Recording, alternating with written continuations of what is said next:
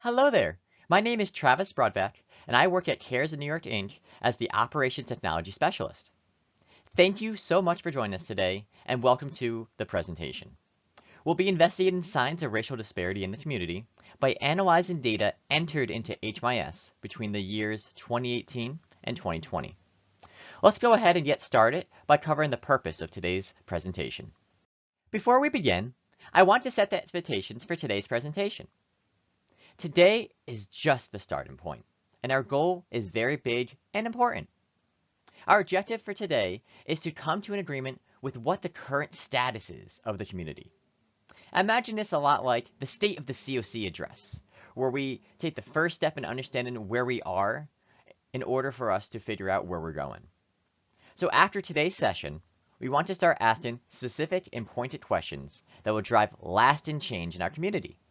By investigating these questions and learning more about the patterns in the data, we can then recommend process improvements and invest more resources in improving community operations. In a moment, we're going to look at the executive summary. But before we do that, let's cover the methodology so we understand how the analysis was conducted. First, we're looking at 3 calendar years of data that is entered into HMIS. We removed any clients without race data and any clients that had data with an age variable that says they were less than 0 years of age or more than 109 years of age. The reason we removed those clients is because we could not use them reliably for our analysis. And we're looking exclusively at HMIS admissions. So that is when someone shows up at a program, is entered into HMIS, and receives services. Therefore, the data is not deduplicated because we're counting for the total volume of admissions in the analysis, rather than unique admissions. So we're thinking about all the resources being used for the COC to serve this population, even if this person has been served at another program or at the same program before. In this executive summary, here are 4 key points that can be taken away from this descriptive analysis. First and foremost, there is an overrepresentation of Black or African American clients in the homeless system. As we look at the records recorded in HMIS and compare them to the population according to the census or the poverty population recorded by the 2017 American Community Survey, we do see more clients who are of African American or Black descent in the homeless system than is represented in the population or the poverty population. And second point is the project types that experienced the greatest number of record admissions between 2018 and 2020 were emergency shelter and homeless prevention programs. These tend to be a crisis intervention program that isn't tend to be long-term. Next, there were no coordinated entry admissions between 2018 and 2020. And this may be caused because the community is just preparing their coordinated entry program during the year 2020 and haven't started entering HMIS yet. And lastly, we do see that COVID-19 did impact 2020's data. We saw fewer admissions that year, which can impact our overall data quality. So going back to that first point in our executive summary, this is what we're talking about. Right here we can see on the left side we're comparing the HMIS admissions population, which shows that 91% of all admissions between 2018 and 2020 were clients who were white, which actually matches our census population as well if you look on the middle side.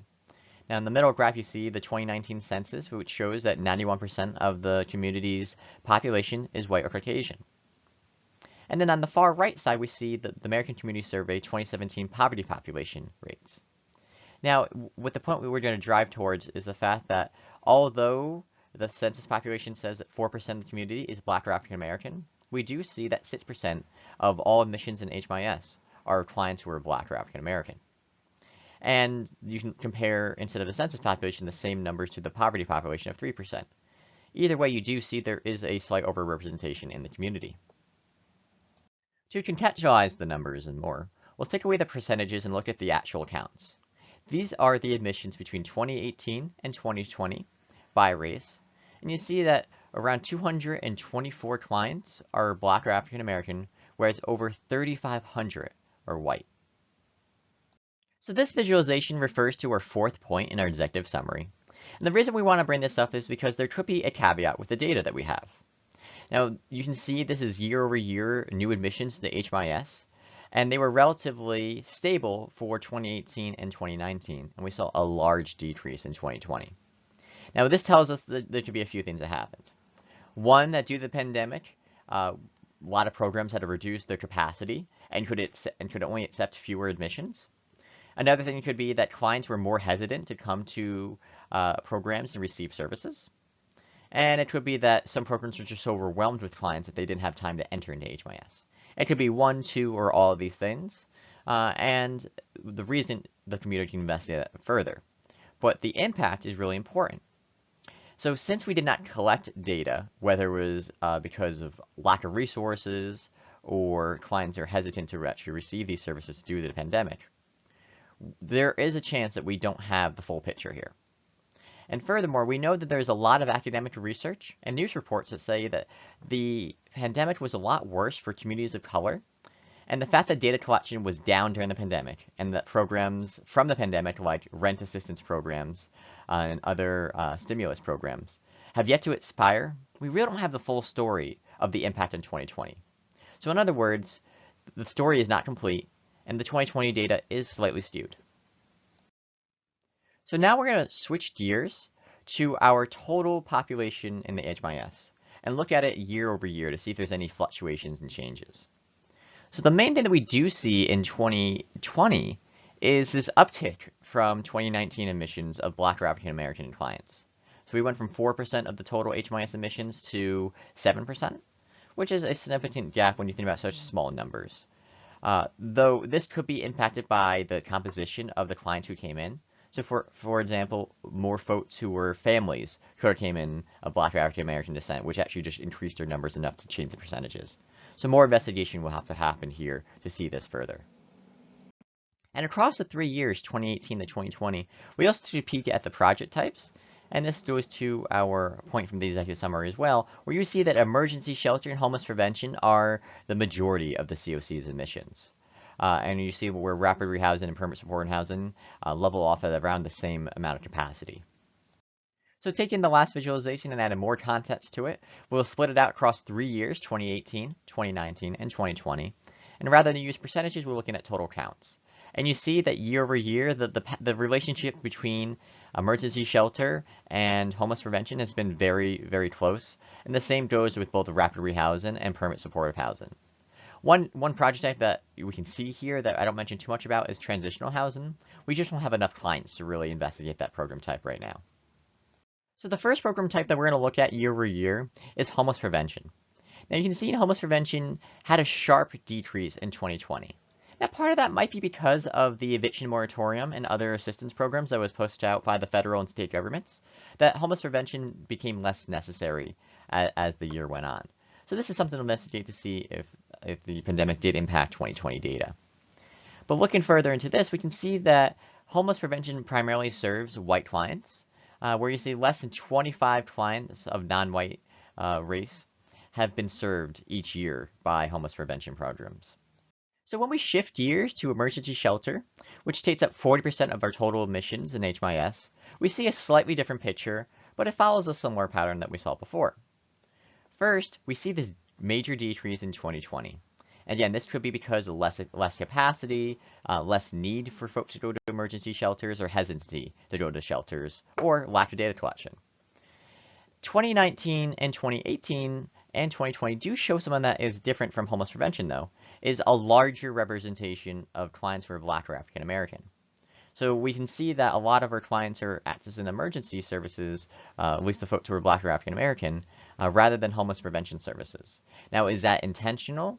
Is that a product of the system, or could we do better outreach is the question. And this is all for the community to kind of investigate further as they understand the details and nuances more. Now we're going to shift gears to rapid rehousing. And you can see that there has been an interesting pattern that doesn't really follow the other two. Is we saw kind of a decrease from 2018 to 2019 in rapid rehousing emissions, and basically a flattening off with 2020. But one thing that seems pretty dramatic to me, even though it's very small numbers, is the fact that we have 7 more clients in rapid rehousing who are Black or African American in 2020 than we do in 2019. And also year over year, we do see a decrease with clients of 2 or more races. And I'm just curious to see if we are asking questions differently since we did in 2018, if our population just has changed, or folks who are being able to get this data quality a little bit better. Now we're shifting gears to our permit supported housing projects.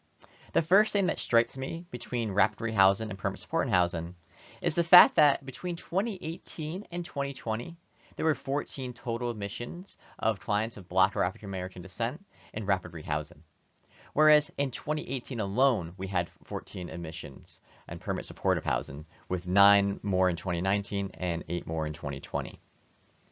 We do see a slight decrease in total admissions and permit supportive housing year over year, which is a slight concern. I cannot tell if this is because there's less space available, but we do see that overall admissions have not dramatically decreased, so they're probably still needed in the community, and we should probably investigate why we see a year-over-year decrease. 2020, we do have an understanding of possible reasons, again, COVID and other variables stated, but 2019 is majorly concerning, just looking at how different the numbers are. So now we're going to take a look at 3 more visualizations before we wrap up. And these 3 visualizations look at other variables that interact with race. And this is really just for demonstration purposes that we can go deeper. But we're going to look at race, disabling condition, and veteran status today. In this visualization, we're looking at race and gender. You can see in the 4 different grids, we have the 2 binary options, female and male at the top, and the 2 non-binary options for male to female transgender and female to male transgender. Both of those non-binary options had 4 clients of white descent each. Now, one thing that strikes me of this visualization is the fact that we have many more Black or African American males in the homeless system than females. And this should be something for us to investigate further. Otherwise, there's not anything that strikes me besides that one pattern, which could be pretty informative when you think about what kind of emergency shelter or homeless prevention programs you have. If you have more programs that are not focused towards single males, you would actually have a lack of services for the demand in the community. Now we're shifting to this visualization, which shows the interaction between race and veteran status. On the left side, you see our non-veteran clients. On the right side, we see our veteran clients. The most striking part of this visualization is the fact that we have less than 150 veterans in a universe of around 3,900 clients. So the COC should investigate to see that they are asking the veteran question appropriately at all programs. And if they are, to investigate how we can better serve our veteran population, since there tends to be more funding sources available for veterans. In this final visualization, we are looking at the interaction between disabling condition and race. On the left side of the visualization, we see our clients with no disabling condition, and on the right side, we see clients with a disabling condition. Now, when you compare the total population proportions of folks with a disabling condition compared to their overall number of clients in their category, you see that 22% of white clients have a documented disabling condition, whereas only 20% of Black or African American clients have a documented disabling condition. Now, what we know from ample academic and community research is that communities of color historically have less access to quality and affordable health care. This causes them to have less documented conditions and less access to treatment. In combination with other variables such as lack of transportation or stigma when you think about mental health or other possible conditions, the communities of color may, in this visualization, have an underrepresentation of clients with a disabling condition, perhaps providing an opportunity for us to increase the number of clients with a documented disabling condition. The community should investigate this further and potentially invest resources in providing more availability to documentation. One example of this would be the contract with 1 or more counties to have a mental health worker on call to do on-site assessments when clients present for services but do not have the documentation. I want to thank you all for your great attention, and I look forward to your feedback and questions. If you're curious about our data sources, I listed our references below. In short, we have awards, which is the HMIS data, HUD Exchange for the American Community Survey data, and the census for the census data. Thank you so much, and have a wonderful day.